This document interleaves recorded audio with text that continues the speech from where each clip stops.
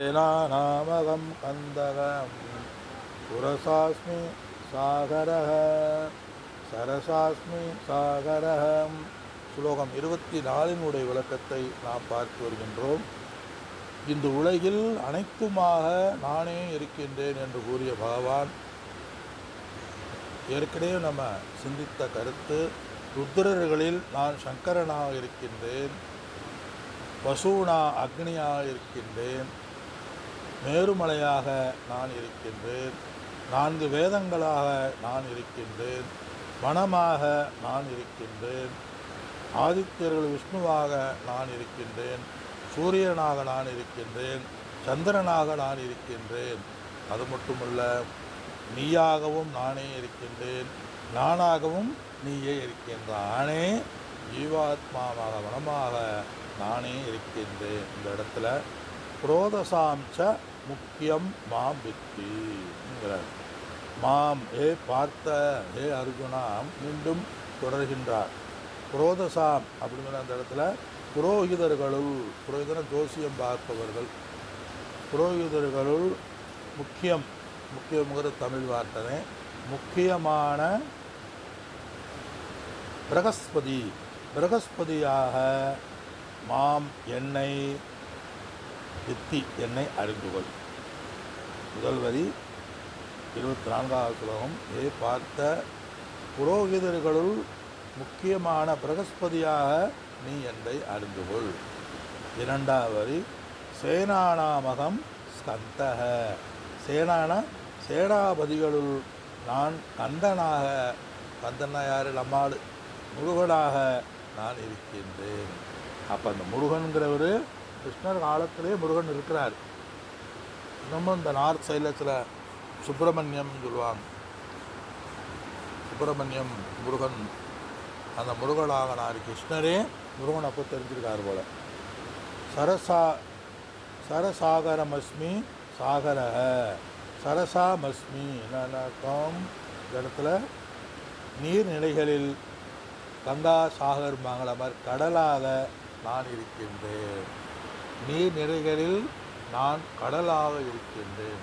ஏன்னா நீர்நிலைகளில் எது முக்கியமானதை சொல்கிறார். ஆக இந்த ஸ்லோகத்துடைய சாரம், அர்ஜுனா நான் புரோகிதர்களில் முக்கியமான பிரகஸ்பதியாக என்னை நீ அறிந்து கொள். நானே பிரகஸ்பதி. அப்போ கிருபாச்சாரியாரும் நான். பிரகஸ்பதினா யார்? பிரகஸ்பதி தேவர்களுடைய குரு. தேவர்களுடைய குரு பிரகஸ்பதி. யூகத்தை கற்றவர்கள், வருங்காலத்தை எதிர்காலத்தில் பற்றி கூறுபவர்கள். புராதசகம் புரோகித அரசு. ஏன் புரோகிதரனாக இருக்கிறேன்னு சொன்னால், புரோகிதர்களுள் எதிர்காலத்தை பற்றி கூறுபவர்களுள் அறிஞர்களுள் பிரகஸ்பதி தேவர்களுடைய குரு. அசுரர்களுடைய குரு கிருபாச்சாரியார். புரோகிதர் அவர். ஏன்னா பெரிய பெரிய அரசர்களும் பெரிய பெரிய தேவர்களும் கூட இந்த புரோகிதர்களை அவர்கள் நமஸ்கரிப்பார்கள்.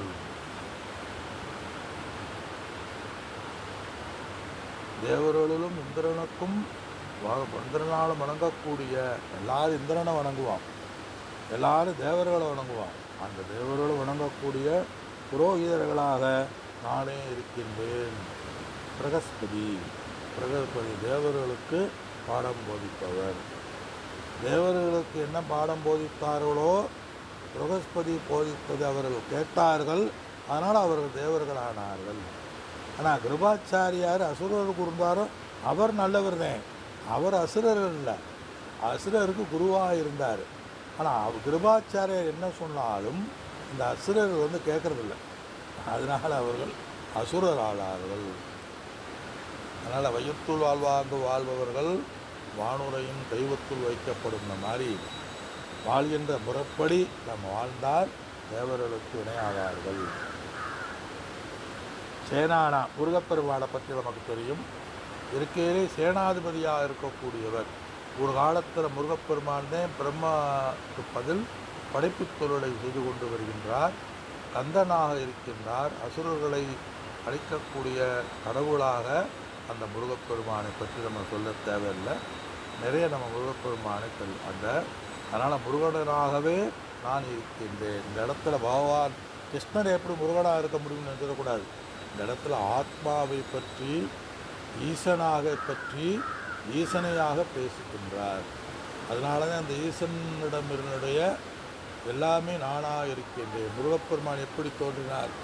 நெற்றிக்கண்ணிலிருந்து தோன்றினார். சகல பராசக்தியினுடைய சக்தியாக அவர் தோன்றினார். அதனால் நாசம் செய்பவர். நாசம்னா காம குரோதாதிங்கிறார். காம குரோதங்களை நாசம் செய்யக்கூடிய சக்தியாக இருக்கின்றேன். சேனாதிபதியாகவும் அந்த முருகன் இருக்கின்றார். சேனைகளினுடைய அதிபதி.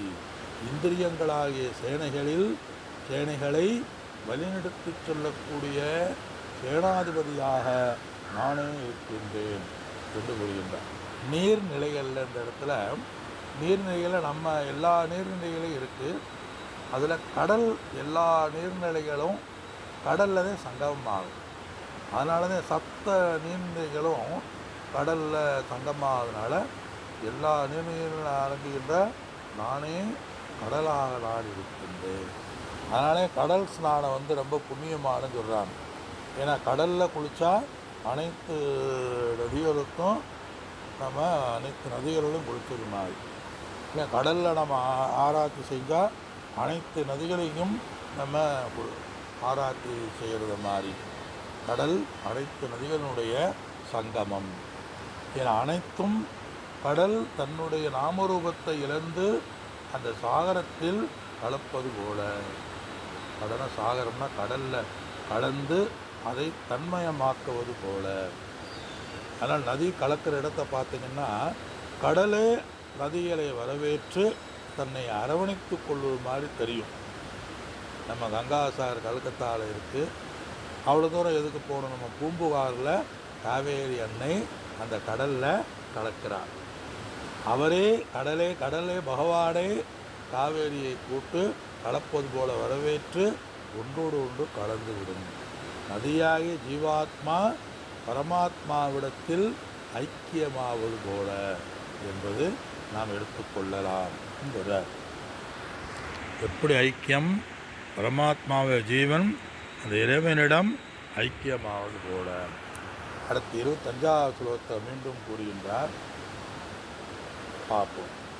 மகர்ஷீனா பிருகு அகம் மகர்ஷீனா பிருகு அகம் கிராசா மத்ய அக்ஷரம் கிராசா மத்யம் அக்ஷரம் யஜ்ஞானாம்